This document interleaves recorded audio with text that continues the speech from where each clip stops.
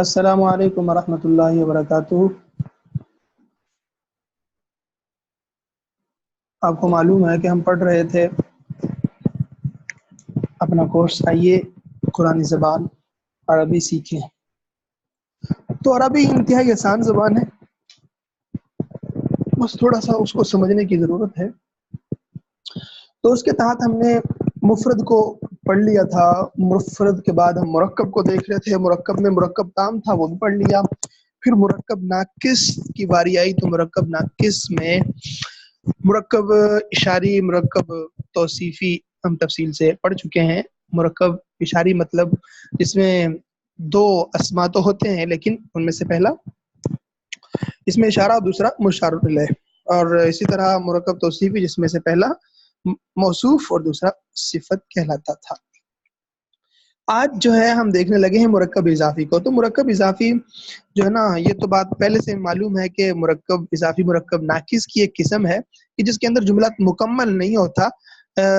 مطلب کہنے کا یہ ہے کہ وہ جملہ تو ہوتا ہے لیکن ناقص ہوتا ہے۔ تو خیر، آج مرکب اضافی کی جو میں آپ کو تعریف بتا رہا ہوں بالکل مرکب ناقص کی جیسی ہی ہے، صرف تھوڑا سا فرق یہ ہوگا کہ دیکھیں کہ مرکب اضافی وہ کہلاتا ہے، مرکب اضافی وہ کہلاتا ہے کہ دو اسماء کا ایسا مرکب ہے کہ جس میں ایک اسم کی دوسرے اسم کی طرف نسبت کی جائے، جیسا کہ ہم نے جو معرفہ نکرہ کے اندر بھی یعنی پڑھا تھا، تو وہاں پہ میں نے آپ کو اس کی کچھ تعریف بتائی تھی۔ تو خیر، مرکب اضافی کیا کہلاتا ہے جی؟ کہ دو اسم، کم سے کم دو اسم ہونے چاہیے، زیادہ تو پھر جتنے مرضی ہو جائیں، کم سے کم دو اسم کا ایسا مرکب کہ جس میں ایک اسم کی دوسرے اسم کی طرف نسبت ہو، یا اور آسان الفاظ میں یوں کہہ دے کہ ایک اسم کا دوسرے اسم کے ساتھ تعلق قائم کیا جائے۔ تو جس اسم کا تعلق قائم کیا جائے گا وہ مضاف کہلائے گا، اور جس کے ساتھ تعلق قائم کیا جائے گا وہ مضاف الیہ کہلائے گا۔ مثال کے طور پر زید کی کتاب، اسد کی کتاب، اسد کی کتاب، تو یہاں پر اسد کی کتاب، یہاں پر اسد وہ اسم ہے کہ جس کی طرف کتاب کی نسبت کی جا رہی ہے، اور کتاب اس کی نسبت کی جا رہی ہے کس کی طرف؟ زید کی طرف۔ تو مضاف کہتے ہیں جس کی نسبت کی جائے، مضاف الیہ کہتے ہیں جس کی طرف نسبت کی جائے، جس کے ساتھ تعلق کو جوڑا جائے۔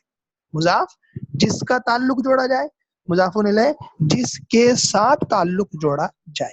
سمجھ آ گئی بات کی؟ تو باقی مضاف مضاف الیہ کے اندر جیسے ہم نے پہلے مرکب توصیفی اشاری وغیرہ میں کہا تھا کہ اسم کی جو چاروں چیزیں اس کی مطابقت ضروری ہے، مرکب اضافی میں ایسا کچھ نہیں ہوگا۔ مرکب الگ ہو سکتا ہے، مرکب مضاف الیہ الگ چیز ہو سکتی ہے، وہ مفرد مرکب جو بھی کچھ سب کچھ یعنی الگ ہو سکتا ہے، واحد مثنیٰ جمع میں کوئی مطابقت مضاف الیہ میں ضروری نہیں ہے۔ بس اتنا ضروری ہے کہ میں آپ کو خلاصہ بتا دیتا ہوں، مرکب اضافی کے اندر جو مضاف اور مضاف الیہ دو اسما ہے، ان میں جو پہلا ہے مضاف الیہ، اس کی کچھ شرائط ہیں۔ پہلی شرط یہ ہے کہ مضاف الیہ کے اوپر الف لام داخل نہیں ہوگا۔ دوسری شرط یہ ہے کہ مضاف الیہ کے اوپر تنوین نہیں آ سکتی، صحیح ہے، اور مثنیٰ اور جمع سالم مذکر اس کا نون جب یہ مضاف ہوں گے تو ان کا نون گر جائے گا۔ مثالوں سے ہم اس کو واضح کر لیں گے۔ مرکب مضاف یہ تو تھی مضاف الیہ کی جو ہے نا کچھ شرائط، سوری مضاف کی شرائط۔ مضاف الیہ کی کیا شرط ہے جی؟ مضاف الیہ کی شرط صرف ایک ہے، اور وہ ہے کہ وہ حالت جر میں ہوگا، چاہے مبنی ہو چاہے معرب ہو۔ مبنی ہوگا تو ظاہری بات ہے اس کے اعراب نظر نہیں آئیں گے، لیکن ہوگا مبنی ہی، ہوگا مجرور ہی۔ لیکن اگر معرب ہے تو پھر ظاہری بات ہے ہمیں اس کے نیچے دو زیر یا وہ نظر آ رہے ہوں گے۔ خیر، تو یہ تھی جی بنیادی طور پر اس کی کچھ شرائط مضاف اور مضاف الیہ کی۔ اب ہم اس کو جو ہے نا تفصیل سے تھوڑا سا دیکھ لیتے ہیں۔ دیکھیے جی،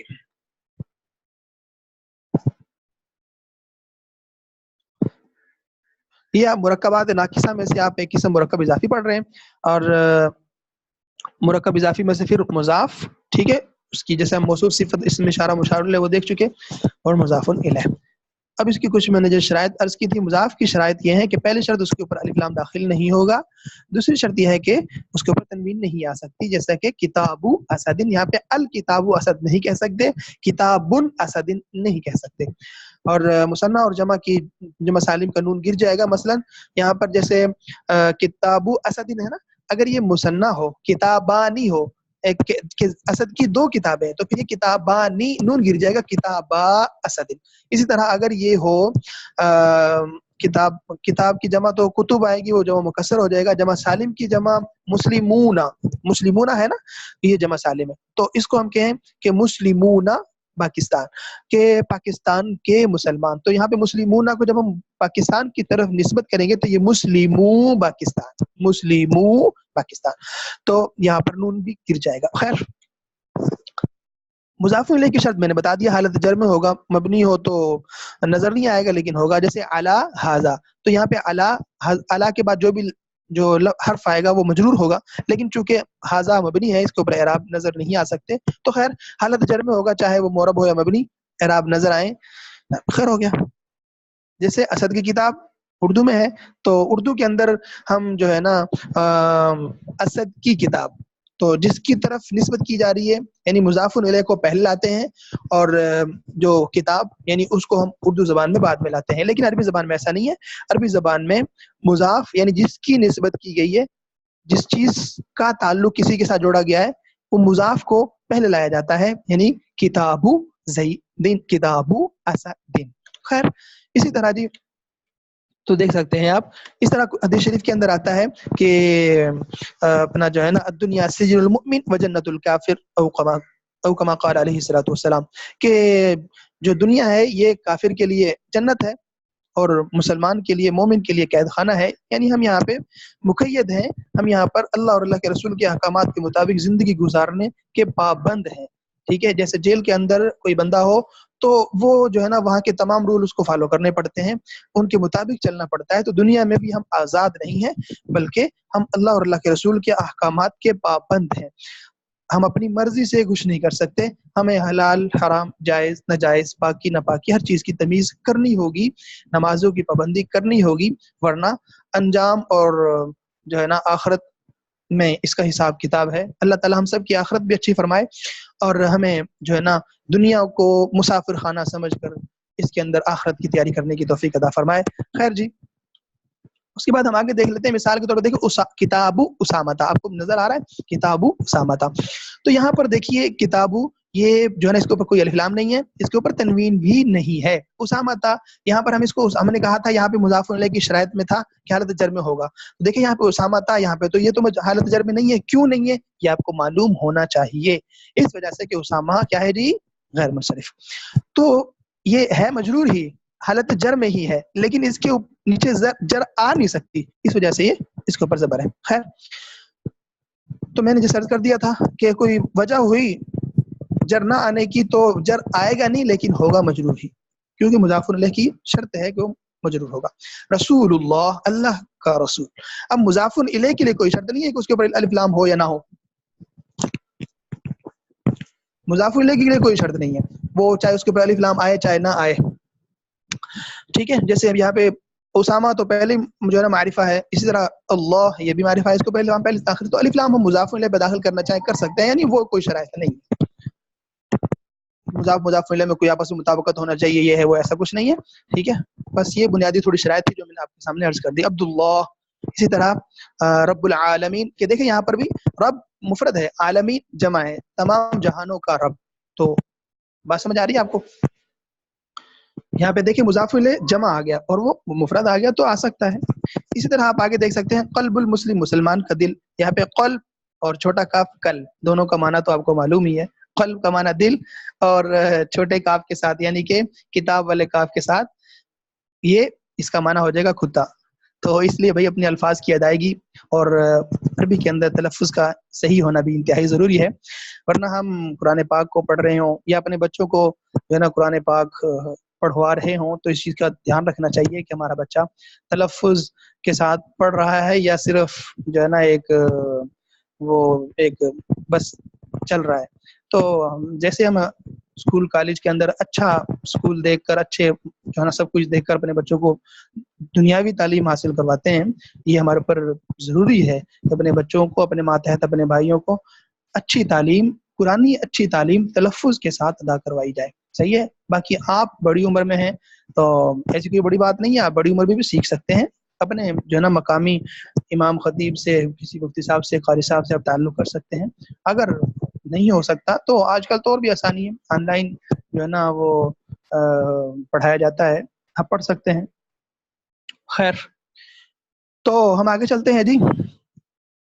تو لیے الفاظ کی ادائیگی، حروف کی تلفظ کی ادائیگی انتہائی ضروری ہے، جس کے بغیر دیکھیں کہ جیسے نا وہ ایک نقطے نے محرم سے مجرم بنا دیا، تو وہی حال ہے یہاں پر بھی.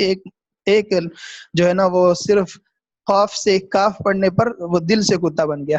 خیر آگے چلیے جی. صلاۃ الفجر، فجر کی نماز، مضاف مضاف الیہ، ٹھیک ہو گیا.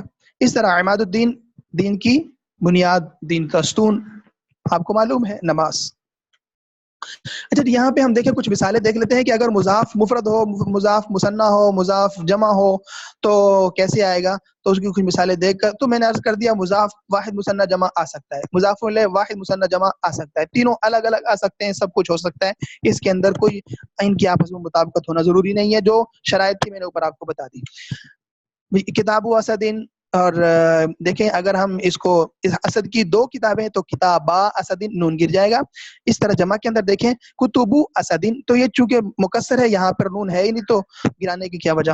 خیر آگے چلتے ہیں. یہیں پہ اگر ہم مسلموں، میں نے مثال دے دی تھی آپ کو، مسلمون سے مسلموں پاکستان. خیر نافذۃ الغرفتی، یہ ہم نے اوپر مذکر کی مثال دیکھی، اب مؤنث کی مثال دیکھ رہے ہیں، نافذۃ الغرفتی. اور اس طرح نافذۃ الغرفتی، نوافذ جمع ہے، نافذ کی تو کمرے کی کھڑکیاں. خیر آگے جی. مسلم الپاکستان، جیسے میں نے بھی عرض کیا تھا، یہ واحد ہے. مثنیٰ میں مسلم الپاکستان جو مسلمان ہی تھا، اور جمع میں مسلمون سے مسلم الپاکستان. اسی طرح جو نا مؤنث مذکر، اور اسی طرح مضاف الیہ بھی واحد مثنیٰ جمع آ سکتا ہے. آپ اس کی مثالیں دیں گے اور اس کی خوب سے محنت اور مشق کریں گے. اللہ تعالیٰ آپ کا، ہمارا سب کا حامی و ناصر ہو. السلام علیکم ورحمۃ اللہ وبرکاتہ.